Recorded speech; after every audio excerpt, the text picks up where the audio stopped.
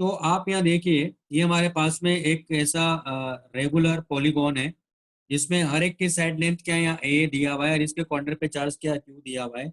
और इसकी जो टोटल जो साइड लेंथ मतलब जो दिया हुआ है, टोटल साइड्स जो है वो 2019 दिया, तो चार्जेस भी उतने होंगे 2019 ही। अब इसको ये रिलीज कर रहा है, तो ध्यान से समझिएगा। देखो, जब इसको रिलीज कर रहे हैं तो यहाँ का पोटेंशियल लिखेंगे, तो यहाँ का पोटेंशियल लिखेंगे तो आप देख रहे हो, देखो सिस्टम सिस्टम समझने की कोशिश करिएगा। इसका जब पोटेंशियल लिखोगे तो इन चार्जेस का और इन चार्जेस का मिला के, यानी मैं ऐसे लिख रहा हूँ V equal to V not, मैंने किसका लिखा, ये जितने भी चार्जेस थे प्लस इसका के क्यू बाई ए, क्योंकि साइड लेंथ ए है, ये पोटेंशियल इसका। तो यानी जब यहां से रिलीज करेंगे तो इस पार्टिकल के लिए, फॉर पार्टिकल ए, जब ये इन्फिनिटी पे जाएगा तो इसकी कंडीशन किसके इक्वल हो जाएगी, तो हाफ एम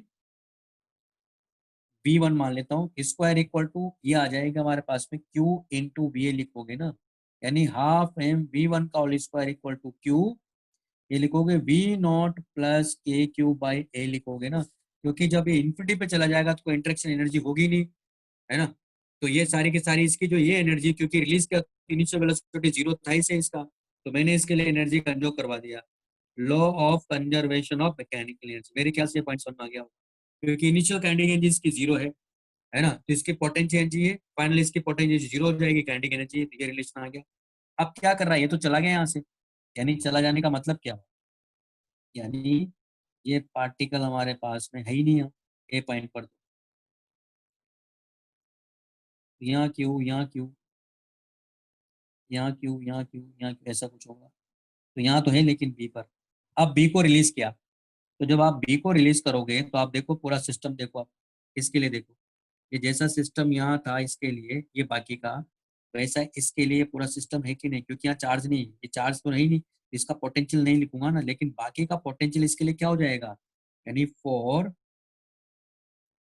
यहाँ तो क्यू चार्ज है, यहाँ भी क्यू चार्ज है, यहाँ भी क्यू, यहाँ भी क्यू, तो फॉर पार्टिकल बी, तो इसकी कैंडिडेट क्या लिखूंगा, हाफ एम वी टू का होल स्क्वायर इक्वल टू, ये क्या हो जाएगा, लेकिन क्यू इंटू बी नॉट होगा कि नहीं होगा, क्योंकि ये चार्ज पार्टिकल तो है ही नहीं, ये सिर्फ इसकी एनर्जी के करस्पॉन्डिंग होगी। इन दोनों का डिफरेंस निकालो आप, यानी equation number one, equation number two, यानी वन माइनस टू करेंगे, इसने कहा कि इन काइनेटिक एनर्जी का जो डिफरेंस है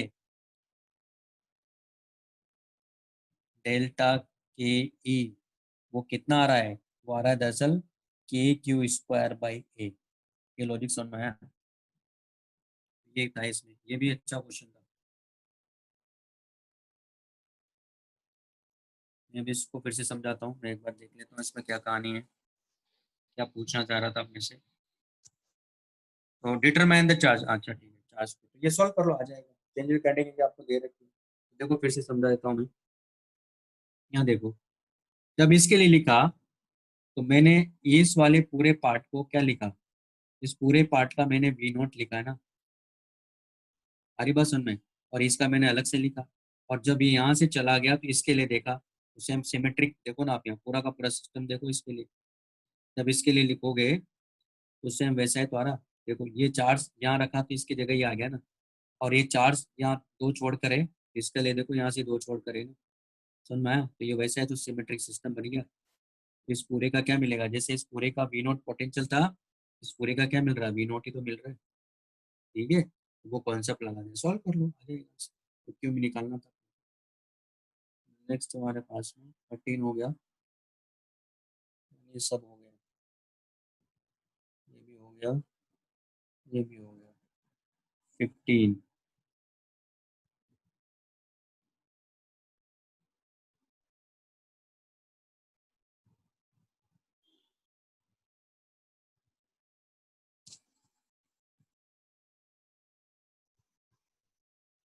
15 में क्या कह रहा है देखो, electric field in a region is given by, हमें दिया है E vector equal to E naught x i cap, यानी electric field along the x axis variable है, the charge contained inside the cubical volume bounded by the surface, bounded by the, यानी x equal to zero और x equal to two के लिए, y equal to zero और y equal to 2 के लिए z, यानी ये बन गया ऐसा।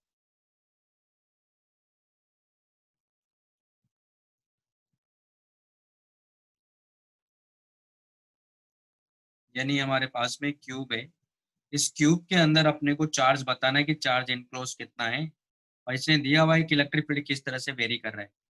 तो ये हमारे पास में y एक्सिस है, ये x एक्सिस है, और ये z एक्सिस है, और ये x इक्वल टू 2 है यहाँ, और x इक्वल टू 0 यहाँ है। यानी इसके कोऑर्डिनेट हो गए 2,0,0, इसके कोऑर्डिनेट होंगे 0,2,0, और इसके कोऑर्डिनेट होंगे हमारे पास में 0,0,2। अब यहाँ इलेक्ट्रिक फील्ड अपने को दे रखा है, इस तरह से वेरी कर रहा है, तो ये कह रहा है कि टोटल चार्ज एनक्लोज ये आ रहा है, तो बताना है कि एन की वैल्यू क्या है। सॉल्व कर लेते हैं। ये तो क्वेश्चन सिंपल ही था यार, इसको तो कर लेते हैं। इलेक्ट्रिक फील्ड देखो ये हमारे पास में दिया है, इसके एनक्लोज चार्ज बताना, तो इसका इलेक्ट्रिक फील्ड तो अलोंग द एक्स एक्सिस है ना यहाँ, लेकिन वेरिएबल है। मैं क्या कर रहा हूँ, जेड एक्सिस के अलोंग से देख रहा हूँ इसको, मतलब मैं ऐसे देख रहा हूँ, है ना, यानी मैं इसको ऐसे देख रहा हूँ, यानी इसके अलोंग देख रहा हूँ, तो मुझे कैसा नजर आएगा, मतलब इस फेस ऐसे देख रहा हूँ मैं, तो मुझे कैसा नजर आएगा।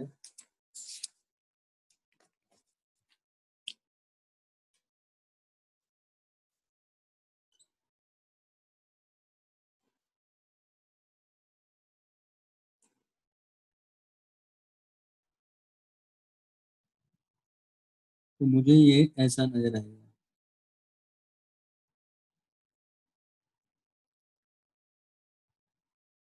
ये हमारे पास में एक्स एक्सिस है, और ये वाई एक्सिस है।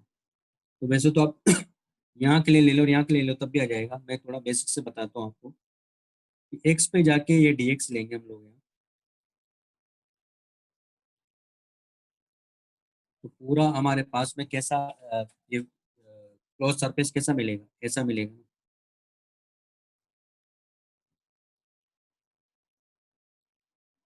ये सब क्लोज सरफेस मिलेगा अपने को।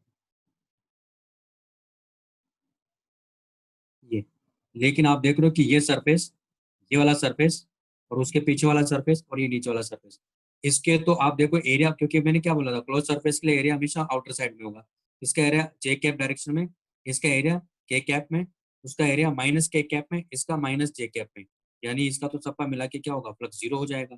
यानी जो भी सरफेस बनेगा एक तो ये हो गया और एक ये वाला हो गया, यानी मतलब क्या हुआ, एक तो ये वाला सरफेस और ये वाला सरफेस, तो एरिया इसका किधर लेंगे, क्योंकि क्लोज सरफेस के बाहर लेते हैं तो इसका एरिया की डायरेक्शन तो इधर हुई ना, और इसके एरिया की डायरेक्शन इधर हुई। लेकिन यहाँ जो इलेक्ट्रिक फील्ड है वो तो इस डायरेक्शन में हुआ ना, कितना दिया है electric, E naught x i cap ना, इसके लिए लिखोगे तो पूरे के लिए लिखो, क्योंकि सब जगह ई तो सेम ही है, तो ये कॉन्सेप्ट लगाएंगे ना हम लोग यहाँ, E vector dot D S vector for a closed surface equal to charge enclosed by epsilon not. तो इस वाले सरफेस के लिए आप देखोगे तो क्या लिखना है, E naught x into area, area कितना है इसका, इसका एरिया है दरअसल 2 इंटू 2, यानी 4 है ना। इसको क्या लिखोगे, क्योंकि ई कैप इधर है तो माइनस आ जाएगा ना, क्योंकि एरिया इधर है, ई वेक्टर इधर है, तो ये क्या हो गया 4, प्लस इस वाले एरिया के लिए क्या लिखोगे, E naught x plus d x, और इसका भी एरिया, तो एरिया इधर ही, ई भी इधर ही है, equal to charge enclosed by epsilon not. तो आप देख रहे हो कि ये वाला पार्ट तो कट जा रहा है, कितना आ गया हमारे पास, ई नॉट 4 डी एक्स, और इसको इंडिकेट कर देंगे 0 to 2, तो आ गया charge enclosed by epsilon not. तो हमारे पास आ गया 4 E0 into 2 equal to charge enclosed by epsilon not, यानी चार्ज एनक्लोज इक्वल टू कितना हो गया, 8 E0 एप्सिलॉन नॉट। तो ये आंसर आना चाहिए, एन की वैल्यू कितनी आ गई यहाँ, 8 आ गई। ऐसे करना। नेक्स्ट क्वेश्चन है हमारे पास में, 15 हो गया, अब सारे बताने हैं, 16 नहीं है, 17, 18, 19 सारे बताओ। चलो भाई, नेक्स्ट हमारे पास में 17।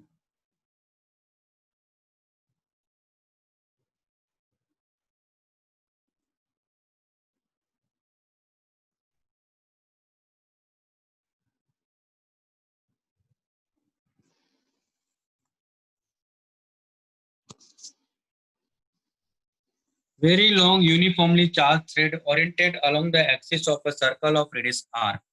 यानी एक सर्कल अपने को यहाँ दिया है और ये लॉन्ग चार्ज लाइन चार्ज है जो कि 0 से इन्फिनिटी की तरफ जा रहा है।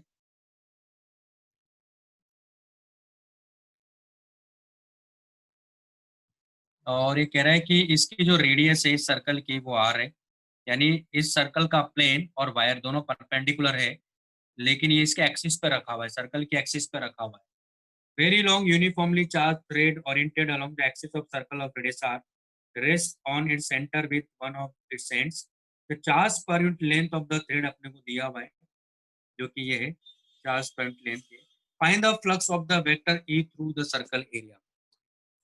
तो इसमें क्या करेंगे, इसके कई तरीके हो सकते हैं, लेकिन सिंपलेस्ट जो मेथड है वो मैं बता रहा हूँ। इसका क्या करना है, आपको मालूम होगा कि इनफाइनाइट वायर है। इनफाइनाइट वायर का मैंने आपको सेमी इनफाइनाइट वायर का बताया था इलेक्ट्रिक फील्ड क्या होता है। तो आपको ये मालूम होगा कि इसके अगर किसी भी पॉइंट पर आप जाओ, किसी आर डिस्टेंस पर, तो किसी स्मॉल आर रेडियस पर जब आप जाओगे, क्योंकि ये इस प्लेन के परपेंडिकुलर वायर है, किसी आर के लिए अगर आप जाओगे तो आपको मालूम होना चाहिए इस वायर की वजह से जो इलेक्ट्रिक इंटेंसिटी होती है, एक कंपोनेंट इसके अलोंग आता है और एक इस वायर के परपेंडिकुलर आता है। तो ये आता है कितना है, 4 λ/4 πε0 आर ना।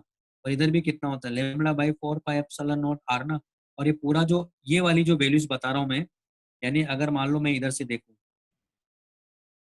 तो इलेक्ट्रिक इंटेंसिटी कैसी नजर आएगी आपको, मतलब मान लो ये रिंग है, हम उधर से देख रहे हैं, तो इस आर के लिए जाएंगे मान लो, तो ये वाला कंपोनेंट क्या देगा आपको, ये डॉट लाइन दे रहा है ना ऐसे, और ये वाला क्या दे रहा है आपको ऐसे ना।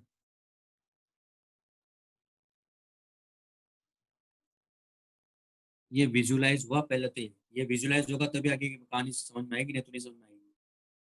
इस तरह से होता है, इस वायर के पूरे आर डिस्टेंस पर आप देखते हो कि एक कंपोनेंट होता है ना। तो अब आप खुद ही देखो, यहाँ से आर डिस्टेंस पे मैं गया, आर डिस्टेंस पे जाके अगर मैं डी आर थिकनेस की एक शेल, मतलब सॉरी, डी आर थिकनेस की एक मान लो रिंग बनाता हूँ ऐसे, इससे पास होने वाला फ्लक्स क्या होगा। तो इस डीआर के लिए जो यहाँ ई है वो कौन सा कंपोनेंट है, ये ना। तो ये तो इसको क्रॉस करके जा रहा है, ये तो इसके पैरेलल में ही है, यानी इस कंपोनेंट का तो कोई यूज ही नहीं है। इसके वायर के परपेंडिकुलर जो कंपोनेंट से तो कोई फ्लक्स ही पास नहीं हो रहा है, मतलब इसको क्रॉस करके नहीं जा रहा है वो तो, यानी इसकी वजह से ये। तो लेकिन इस डीआर के लिए इसको क्या मान सकते हैं, कॉन्स्टेंट। तो इसकी पूरी यानी इससे कितना फ्लक्स पास हो रहा है, तो इसका एरिया कितना है, 2 πr × डी आर। और यहाँ का इलेक्ट्रिक इंटेंसिटी कितना हो गया, तो λ/4 πε0 आर। और इसको इंडिकेट कर देंगे 0 टू कैपिटल आर। हमारे पास टोटल फ्लक्स कितना हो गया, क्योंकि आर से तो आर कैंसिल आउट हो गया, और ये कितना आ जाएगा, λ/2 ε0 डी आर। डी आर का मतलब क्या हो गया, यहाँ आर ही हो गया ना। यही आंसर आ गया, यही आंसर था, रख के देख लो आ जाएगा। तो इतना सा एक छोटा सा क्वेश्चन था, बस इसमें ये मालूम होना चाहिए था, लेकिन कि इस वायर की वजह से इलेक्ट्रिक फील्ड किस तरह से होता है, तो वो इस तरह से होता है।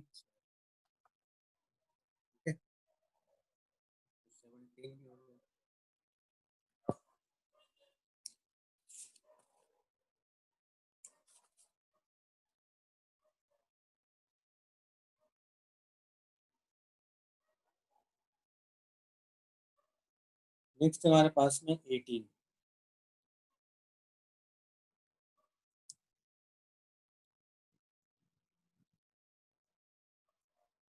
ये तो आज इतना ही करते हैं, ये कुछ ज्यादा हो गया है।